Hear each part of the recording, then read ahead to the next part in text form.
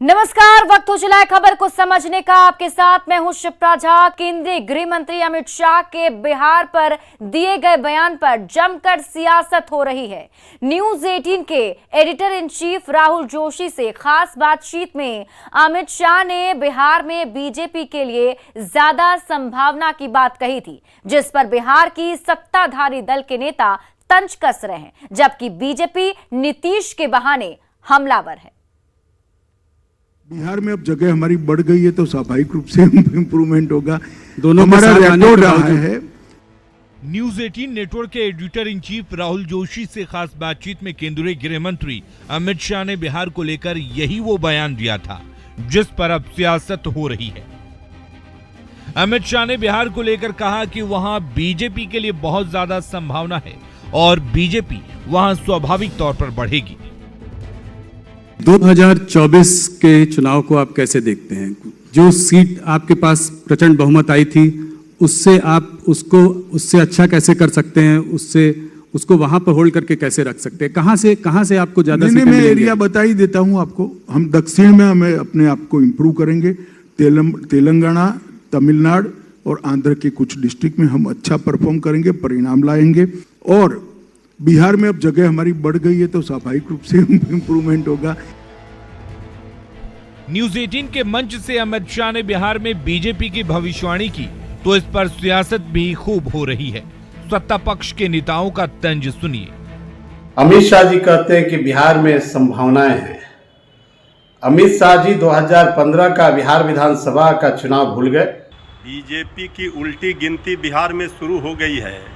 अब आदरणीय गृह मंत्री जी अपने बीजेपी के कार्यकर्ताओं को भले उत्साहित करने के लिए, ऊर्जा भरने के लिए ये बात कह रहे हैं कि चूंकि बिहार की जनता उनका फरेबी चेहरा पहचान चुकी है, इसलिए अब कभी भी वो बिहार में वापस सत्ता में नहीं आ सकते हैं। इसीलिए उनका शीर्ष नेतृत्व भी अब बहकी बहकी बातें करने लग गया है। बीजेपी नीतीश कुमार का नाम लेकर जहां महागठबंधन पर निशाना साध रही है, तो वहीं प्रधानमंत्री की लोकप्रियता के सामने नीतीश के कद को छोटा बताकर पलटवार कर रही है। जिस तरह से नीतीश कुमार जी की लोकप्रियता दिन पर दिन गिर रही है, और आने वाले दिन में सारा का सारा मोदी जी के प्रति लोगों का विश्वास, आस्था जो है सब शिफ्ट कर जाएगा। वोट बिल्कुल खाली हो जाएंगे। दावे अपनी अपनी जगह हैं। बीजेपी इस बार नीतीश कुमार की पार्टी जेडीयू से अलग हो चुकी है। केंद्रीय गृह मंत्री इसी बात पर जोर दे रहे हैं कि पार्टी पहले आधी सीटों पर गठबंधन धर्म को निभाते हुए चुनाव लड़ती थी, तो अगले चुनाव में वो ज्यादातर सीटों पर मैदान में दम दिखाएगी। Bureau report, news 18। और अब आप खबर तो समझिए कि आखिर अमित शाह के बयान पर सियासत तेज क्यों है। दरअसल जेडीयू के साथ अब बीजेपी का गठबंधन नहीं है। एनडीए गठबंधन के तहत बीजेपी सीटों का बड़ा हिस्सा जेडीयू को देती थी।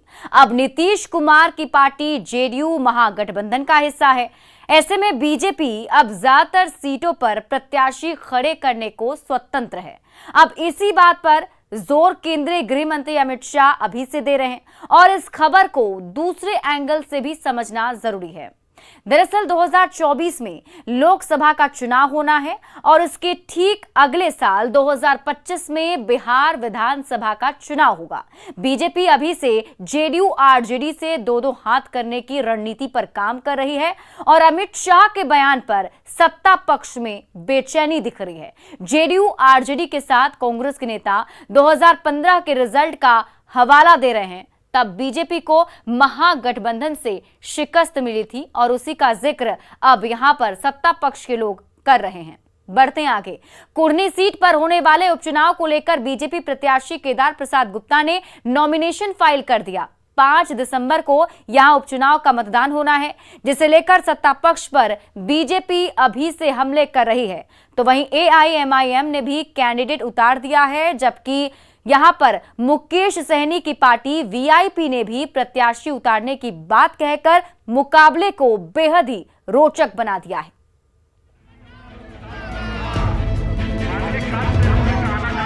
कुढ़नी विधानसभा उपचुनाव में बीजेपी की तरफ से केदार गुप्ता ने अपना नामांकन दायर कर दिया है। केदार गुप्ता की नॉमिनेशन फाइल करते वक्त बड़ी संख्या में बीजेपी के कई दिग्गज शामिल हुए।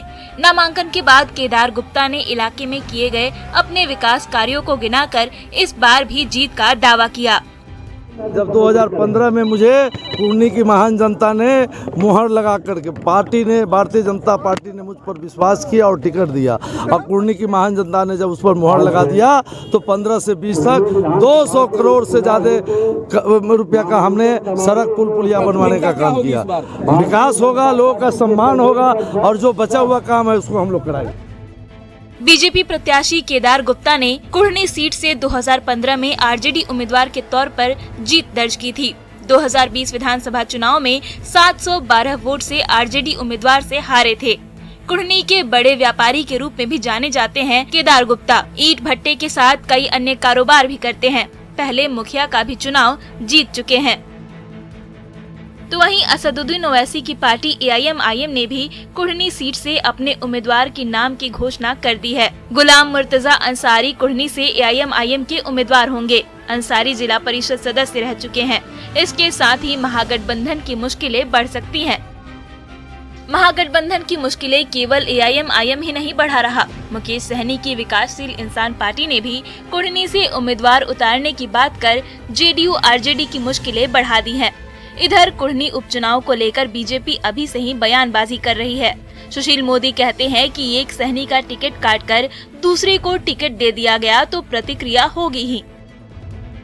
हाल ही में गोपालगंज उपचुनाव में उम्मीदवारों के बिखराव का फायदा बीजेपी को मिला था और महागठबंधन प्रत्याशी को बीजेपी ने शिकस्त दे दी थी। इसलिए कुढ़नी सीट को लेकर अभी से ही जीत के दावे किए जा रहे हैं। Bureau report, news 18। कुढ़नी विधानसभा उपचुनाव में AIM-IM ने अपना प्रत्याशी उतारकर मुकाबले को काफी दिलचस्प बना दिया है। ओवैसी की पार्टी ने पूर्व जिला परिषद सदस्य गुलाम मुर्तजा अंसारी को अपना उम्मीदवार बनाया। पार्टी के प्रदेश अध्यक्ष अख्तरुल इमान ने उम्मीदवार को सिंबल दिया और महागठबंधन पर हमला बोलते हुए कहा कि जो लोग हम पर आरोप लगाते हैं कि हम बीजेपी को मदद पहुंचाने के लिए उम्मीदवार उतारते हैं तो वे पहले अपने गिरेबा में झांकें। अख्तरुल इमान और मुर्तजा अंसारी से बात की संवाददाता आनंद अमृतराज ने। तो कुढ़नी में AIM-IM ने अपने उम्मीदवार उतार दिए हैं। गुलाम मुर्तजा अंसारी हैं जिन्हें सिंबल दे रहे हैं अख्तरुल इमान जी, जो प्रदेश अध्यक्ष है AIM-IM के। अख्तरुल जी, ये फैसला कैसे फिर से हो गया कि कुढ़नी में आप अपने उम्मीदवार उतारेंगे? ये फैसला फिर से कैसे हो गया? मतलब आगे हम कुछ अलग फैसला किए हुए थे क्या? इसलिए ये सवाल है ना कि चूंकि महागठबंधन के लोग बोल रहे हैं कि आप एक खास पार्टी को मदद पहुंचाने के लिए अपने उम्मीदवार। कौन क्या बोलते हैं? हमारे खिलाफ वही लोग बोलते हैं जिन लोगों ने अक़लियतों का गला घोटा है, जिन लोगों ने अक़लियतों को हिस्से से महरूम रखा है। ये जुमले उसी के हो सकते हैं। अब गठबंधन के हैं कि महागठबंधन की, मझल की गठबंधन के हैं कि बीजेपी के गठबंधन से भागे हुए लोगों के जुमले हैं। ये मैं नहीं कुछ कहना चाहता। अख्तरुल जी, बताइए कि तो कुढ़नी में आपकी लड़ाई सीधे किससे है? अब सीधे किससे होगी? हमारी लड़ाई राजनीतिक सामंतवाद के खिलाफ है। हमारी लड़ाई फिरका परस्तों के खिलाफ है। हमारी लड़ाई कमजोर तबकात को ऊपर उठाने की लड़ाई है। आप वोट किस नाम पे मांगेंगे? वोट ऑल इंडिया मजलिस इत्तेहादुल मुस्लिमीन के नाम पर मांगेंगे।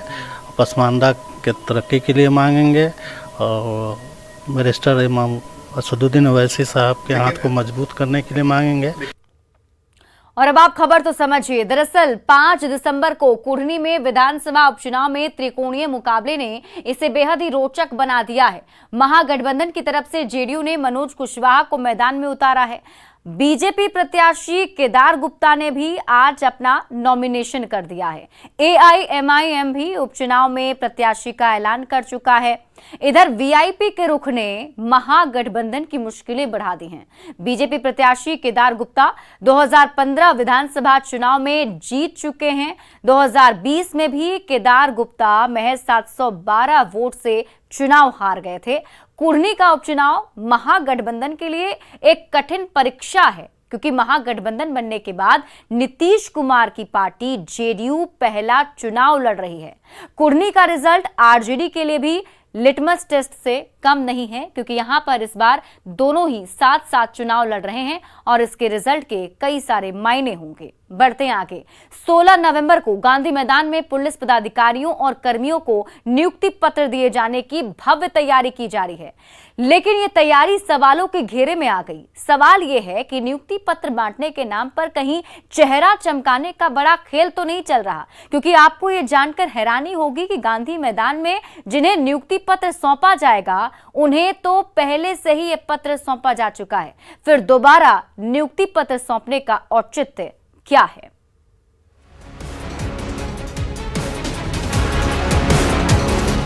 क्या बिहार में इन दिनों सरकारी पैसे पर चेहरे चमकाने का बड़ा खेल चल रहा है?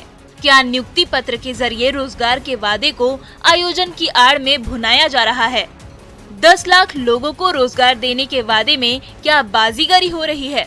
ये सवाल काल्पनिक नहीं बल्कि हकीकत के आईने से टकरा कर उठी हैं। रोजगार के वादे को पूरा करने के लिए नियमों को ताक पर रख दिया गया है। कैसे, वो भी आपको समझाएंगे, लेकिन पहले ये समझ लीजिए कि 16 नवंबर को गांधी मैदान में होने वाले आयोजन की रूपरेखा क्या है। पटना के ऐतिहासिक गांधी मैदान में 16 नवंबर को पुलिस महकमे के 10,449 पुलिस कर्मियों को नियुक्ति पत्र सौंपा जाएगा। इनमें 8,346 सिपाही और 2,213 अवर निरीक्षक शामिल हैं। इसके लिए बड़े स्तर पर तैयारियां की जा रही हैं। सरकार और पुलिस महकमे के आला अधिकारी खुद तैयारियों को अंतिम रूप देने में जुटे हुए हैं। पर इतने बड़े पैमाने पर नियुक्ति पत्र बांटने की ये भव्य तैयारी सवालों के घेरे में है। आपको जानकर हैरानी होगी कि जिन पुलिस कर्मियों को नियुक्ति पत्र बांटने की तैयारी चल रही है, उन सभी को पहले नियुक्ति पत्र दिया जा चुका है। ऐसे में दोबारा नियुक्ति पत्र बांटने का क्या औचित्य है?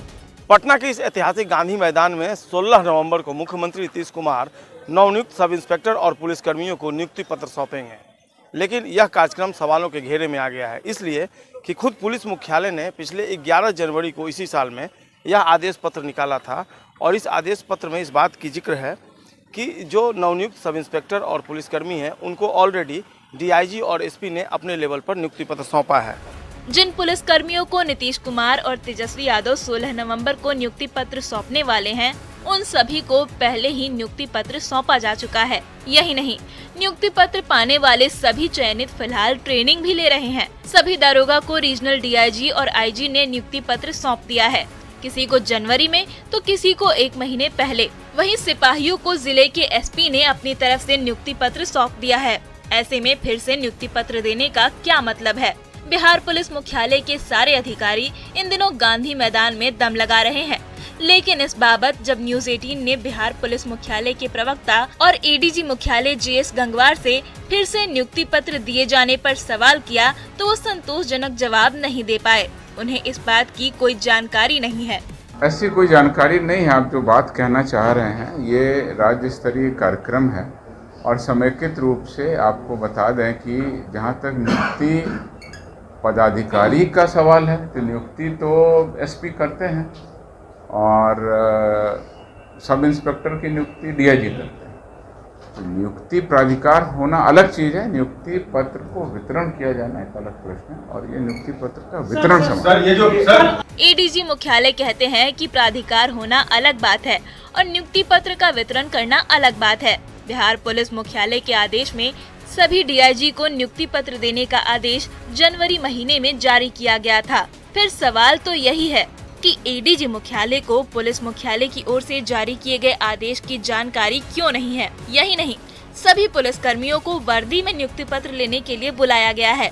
ये पुलिस मैनुअल का भी उल्लंघन है, क्योंकि ट्रेनिंग पीरियड में कोई भी पुलिसकर्मी पूरी वर्दी नहीं पहन सकता है। बावजूद इसके नियमों को ताक पर रखकर गांधी मैदान में कार्यक्रम को भव्यता देने की तैयारियां चल रही हैं। सरकारी पैसे पर चेहरा चमकाने की कवायद चल रही है। और अब आप खबर तो समझिए। दरअसल 10,449 पुलिसकर्मियों को नियुक्ति पत्र सौंपा जाना है और पुलिस अधिकारियों और कर्मचारियों की नियुक्ति सवालों के घेरे में है। रोजगार के वादे पूरे करने के लिए नियमों को भी ताक पर रखा जा रहा है, ऐसा आरोप लगाया जा रहा है। जिन्हें नियुक्ति पत्र दिए जाएंगे उन्हें पहले भी ज्वाइनिंग लेटर मिल चुका है। अब ऐसे में दोबारा नियुक्ति पत्र बांटने के औचित्य को लेकर सवाल खड़े हो रहे हैं। अब आप ये समझिए कि रोजगार में क्या बाजीगरी की कोशिश हो रही है, क्योंकि नीतीश तेजस्वी पहले से ही 20 लाख रोजगार देने का वादा कर चुके हैं और ऐसे में आयोजन की आड़ में वादे भुनाने की कोशिश के तौर पर अब इसे देखा जा रहा है, क्योंकि नियुक्ति पत्र पाने वाले सभी चयनित फिलहाल ट्रेनिंग भी ले रहे हैं और पुलिस मुख्यालय सभी डीआईजी को नियुक्ति पत्र देने का आदेश जनवरी में ही जारी कर चुका था। अब ऐसे में सवाल यही बनता है कि आखिर आयोजन के बहाने सरकार क्या चेहरा चमकाने की कोशिश में लगी हुई है। बढ़ते आगे और अब बात करेंगे अपनी स्थापना दिवस के 22 साल पूरे करने वाले पड़ोसी राज्य झारखंड की। राज्य में मनाए गए राज्य स्थापना दिवस समारोह में गठबंधन सरकार ने सौगातों की बारिश कर डाली। 7,000 करोड़ की योजनाएं शुरू हुई हैं तो 22 लाख लाभुकों को परिसंपत्तियां भी बांटी गई हैं।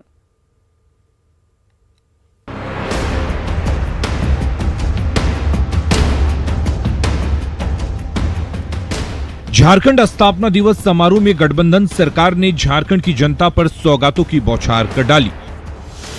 7,309 करोड़ 58 लाख की लागत से 369 विकास योजनाओं का शिलान्यास और उद्घाटन हुआ तो 22 लाख से ज्यादा लाभुकों के बीच 2,000 करोड़ से भी ज्यादा की परिसंपत्ति बांटी गई। यही नहीं, मुख्यमंत्री हेमंत सोरेन ने झारखंड की प्रतिभावान बेटियों के लिए खजाना खोल दिया और कहा कि बेटियां जी भरकर पढ़ें, उसका सारा खर्च झारखंड सरकार उठाएगी। और हम यहाँ बैठे उन बच्चियों से कहना चाहेंगे कि 18 साल के बाद अपना पढ़ाई मत छोड़ना। तुम इंजीनियर बनना चाहते हो, तुम डॉक्टर बनना चाहते हो, तुम वकील बनना चाहते हो, तुम कुछ भी इस राज्य में बड़ी पढ़ाई करना चाहते हो, उसका पूरा का पूरा खर्चा राज्य सरकार तुमको देने के लिए तैयार है। गठबंधन सरकार ने स्थापना दिवस समारोह में तोहफों का पिटारा ही खोल दिया।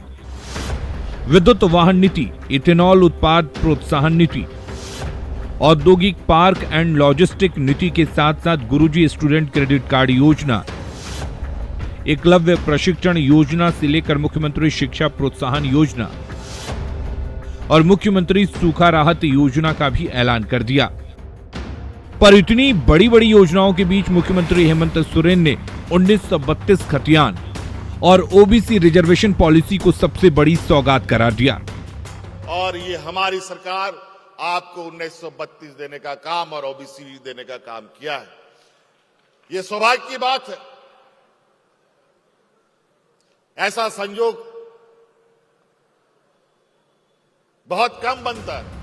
झारखंड में मची राजनीतिक उथल पुथल के बीच मनाए गए स्थापना दिवस समारोह को गठबंधन सरकार ने बहुत बड़ा मौका बना दिया, जहां सौगातों की बारिश तो हुई ही, आम जनता के लिए लंबी चौड़ी योजनाओं का ऐलान कर दिया।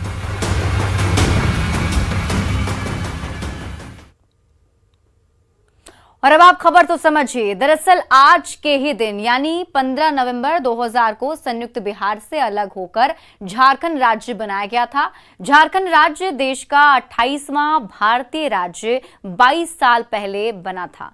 प्रदेश के आदिवासियों ने बहुत पहले ही अपने लिए एक अलग राज्य की मांग की थी। आजादी के बाद से आदिवासियों को सामाजिक आर्थिक लाभ नहीं मिलने का आरोप लग रहा था। नए प्रदेश की स्थापना का मकसद आदिवासियों के हितों की रक्षा करना ही है।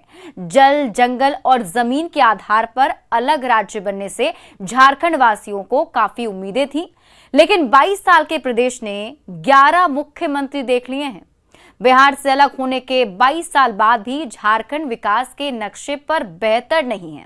बीजेपी के नेतृत्व वाली रघुवर सरकार एकमात्र ऐसी सरकार बनी जिसने अपना टर्म पूरा किया था और अब मौजूदा मुख्यमंत्री हेमंत सोरेन आदिवासियों को विकास का भरोसा देने की कोशिश कर रहे हैं। और फिलहाल इस बुलेटिन में अभी के लिए बस इतना ही। आप देखते रहिए न्यूज़ 18 बिहार झारखंड।